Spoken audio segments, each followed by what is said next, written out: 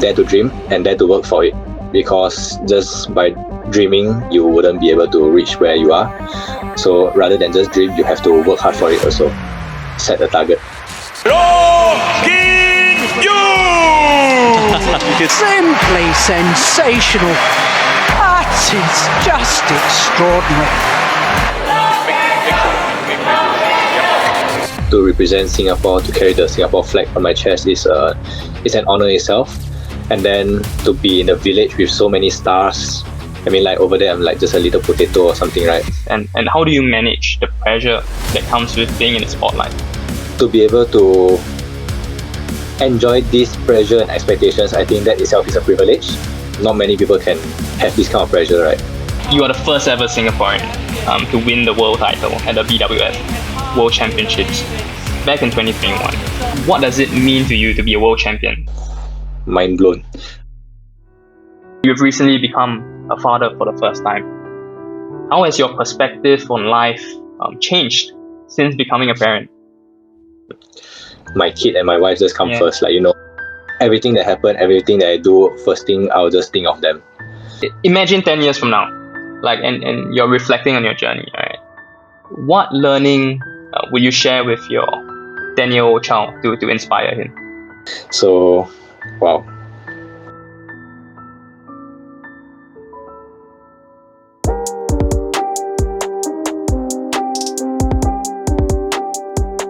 I just wanted to ask, like, how did you get started in badminton? Like, how did your journey started? How did it all begin? Actually, the reason why I went into badminton was because my brother played badminton, and then it was like a family sport. So after that, I just tagged along, and I just got started there. Beautiful. And like I mentioned earlier, you just came back not long ago, right, from the Olympics, Paris Olympics. So I just want to ask, like, what is it like to compete over there? What's the experience like being there? I mean, to be able to compete in the Olympics is definitely an honor, because to represent Singapore, to carry the Singapore flag on my chest is an honor itself. And then to be in a village with so many stars, I mean, like over there I'm like just a little potato or something, right? There's so many like great athletes there. So it's so cool. You see many people, athletes, they all have different routine, different lifestyle over there. So I think it's quite cool. And I saw Rafael Nadal and also Carlos Alcaraz. Nice. And Andy Murray there. So it was cool. Beautiful. Did you get to speak to them? I took photo with Alcaraz and Andy. Beautiful. They're huge in the tennis world, right? Lovely. And was it your first Olympics, or was it? No, this is my second one. The first Olympic I met Djokovic. Djokovic. Okay, beautiful. That's great. So so we talked about Olympics. I mean, obviously you had a good time there. You met a lot of stars. You've done pretty well there. But beyond the competition itself, what stands out as the most memorable moment from the Paris 2024? Like, what sort of made you very happy, like at the Paris Olympics? Like on the court, or anything, like whether it's on the court or off the court. What could you remember? What was very memorable for you? I mean, off the court, it will be like to be able to take photo with the stars, you know. Like I also have some fanboy moments. So and of course there are a few people that actually took pictures with me, with which I actually like, oh, I'm known here, you know. And then I think on court, I think for me it was a good memorable experience for me to be able to share the court with my very good friend Victor, and obviously he went on to win the Olympics, right? So I mean, to be able to play together and compete with each other on the Olympic ground itself, at the highest level, I think there's a different meaning and feeling behind it. Definitely. I mean, the Olympics is basically the pinnacle of almost all sports, right? And I mean, like you've mentioned, to be able to play with one of your good friends, Victor, must have been a very, very precious moment for you. Yes, of course. As much as we want to beat each other, I think we share the same respect for each other, and it was just so it was a memorable one. and the same passion for the sport as well. So beautiful, beautiful. So now I just want to speak about what happened in 2021, right? I mean, you are the first ever Singaporean to win the world title at the BWF World Championships back in 2021. First off, what does it mean to you to be a world champion? And secondly, how has it shaped your journey moving forward? I mean, I didn't expect myself to win in 2021, but in the end, I did it, and at that moment, I was just like mind blown. I couldn't believe it. Many people couldn't believe it, including myself. So yeah, it was I don't know, man. Like even up until now, when I think back, I still think that it was so crazy at that time. It's indescribable feeling, right? Like you can't believe it, right? Yes, it really is. I mean, since young I've always wanted to win Olympic gold. I wanted to be in the top of the world, everything. But I just did. When it happened, I just didn't think that it would, happen. Like, oh, what? Yeah. It's like a lot of adrenaline rush, and you don't know what's gonna happen after. Just a lot of thoughts in your mind. Amazing. Yes. What a beautiful feeling, right?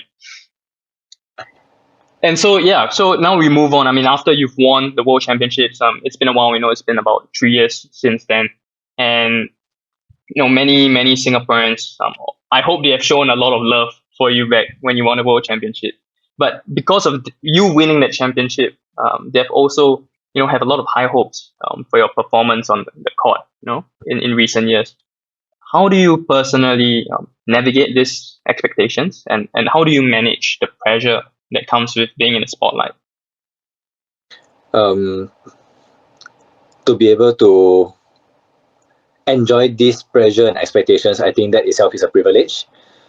So it's actually up to me, how can I manage them better? Like you said, after winning, there are many more people that have even more like hopes and expectations on the sport itself, which could actually could be actually good, because there's more people playing badminton, more people watching the sports, more people know about badminton, and they are watching it and supporting us.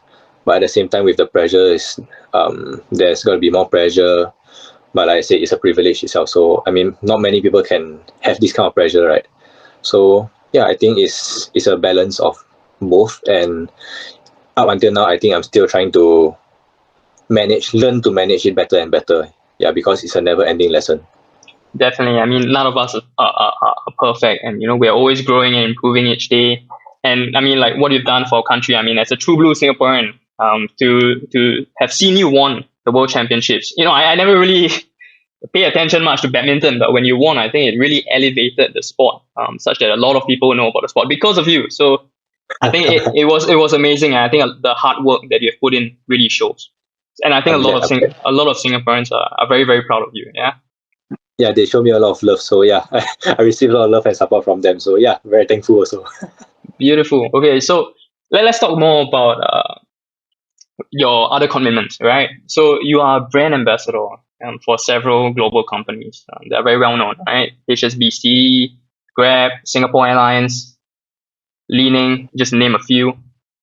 What is it like to represent and be a part of this very high-profile brands?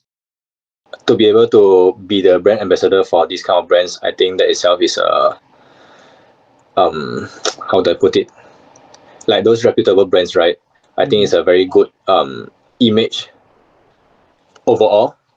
Yeah, so like I feel proud of myself to be able to represent them, and I hope they are proud of me to be able to represent them as well, right? So yeah, I think it's also a form of like a recognition of the hard work that I've put in since last time, all the sacrifices. So yeah, hopefully it brings much better value to me and to them also. 100%. And I'm sure they're proud of you. So is there any memorable experience or campaign that you've worked on with one of these brands? Wow. Honestly, so far all that I've worked with, right, they've been treating me very well. So but there was one that I remember the most would be the one with Grab Singapore. Yeah, where I was the delivery person. Yeah. So the whole day shoot, it took around 8 to 10 hours. Wow. So I went around delivering things to people, and I actually did all the cycling and stuff, so it was super tiring. But during that time itself, it was just a lot of adrenaline. There's a lot of fun, a lot of enjoying the moment. So that was quite memorable one. And when you like that. And when you delivered it, were the customers, or were they very surprised? There were some that was in, of course, in from the company, but there are also some that actual person. Yeah. So they're like oh, because they were guessing that it's gonna be me that's gonna come. Oh yeah. Because they needed to manage the time, right? But Definitely. when I went there, they were like, "Oh my god, it's really you!" Yeah, so it was quite interesting. And after that, everyone just calls me the delivery boy. Oh my god, what a nickname! So that's a beautiful campaign. I think that's very lovely to have done that. I can't imagine you riding on a bicycle for 8 to 10 hours, man. Like I can imagine you playing badminton, but on a bicycle. No, not the whole 10 hours riding, just some of the scenes. Beautiful. Okay, so now let's talk more about. I mean, right? I just congratulated you on your fatherhood, right? Your wife just gave birth. Very important moment in your life. Very very happy for you. So I mean, you've recently become a father for the first time. How has your perspective on life changed since becoming a parent? I think I didn't really notice the change, but I think it just happened naturally. Like somehow there's more joy in life. There's much more to expect in life, and somehow you just change your priority. Just change just like this. Like now, like family just come first. Like my kids, my wife, and my kid and my wife just come first. Like like everything that happened, everything that I do, first thing I'll just think of them. So it just happened naturally, and I think there's much more motivation to play.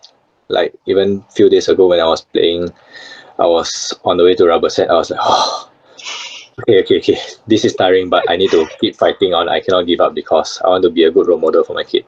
So something like this kind of mindset, it just comes in, and it somehow just help. Yeah. Very nice, very nice. I hope I get that same feeling one day, I'm sure you will. Hopefully. But no, it's beautiful. I mean, especially when it's your own child. Like you said, the motivation is different, the priorities change. You're not only playing for yourself on the court now, you're playing for your to be a good role model. And I think that's very beautiful. I mean, that shows a lot about the character that you have. And I'm very, very, very happy for you. Congrats once again. Thank you. And so, okay, so moving on, like imagine 10 years from now, like, and you're reflecting on your journey, right? What learning will you share with your 10-year-old child to inspire him in his own journey? Wow. I didn't think so much. Very hard question. This is a very hard question. All I want for him now is really just to grow up healthily, grow up normally, and just be safe, and don't want anything to happen to him, honestly. So wow. I mean, like I said, I want to be a good role model for him. And 10 years down the road, I think kids, they learn from us, the parents, by watching us the most. So I think what I can do is to show them the actions and try to be a good dad, a good husband, and a good person, so that they will be able to learn the values along the way, so that even after 10 years, I don't have to tell him anything.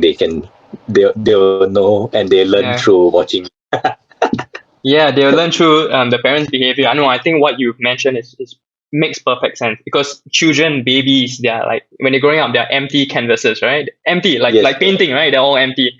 But as a parent, you're the first point of contact in their life. So whatever they see you doing, they will learn immediately. Even from a baby, like I was studying psychology and neonatal psychology. Like, you think they wouldn't know, but as a baby, even 3 months old, 5 months old, they're already looking at they're the parent. observing. And they learn a lot. Curious, and they just keep observing, and they just keep picking up new stuff, and they gain experience very fast. Exactly. So parents are so important. So thanks for sharing that. Thank you, Kean Yew, so much for coming on the podcast. I'm sure many people will resonate with you in this podcast. And so thanks for coming on. I always go by the quote of telling the younger generations or whoever that I try to inspire by telling them to dare to dream and dare to work for it, because just by dreaming you wouldn't be able to reach where you are. So rather than just dream, you have to work hard for it also. So yeah, dare to dream, because that's the starting point, that's the start of the motivation of whatever you do. Set a target. Yeah.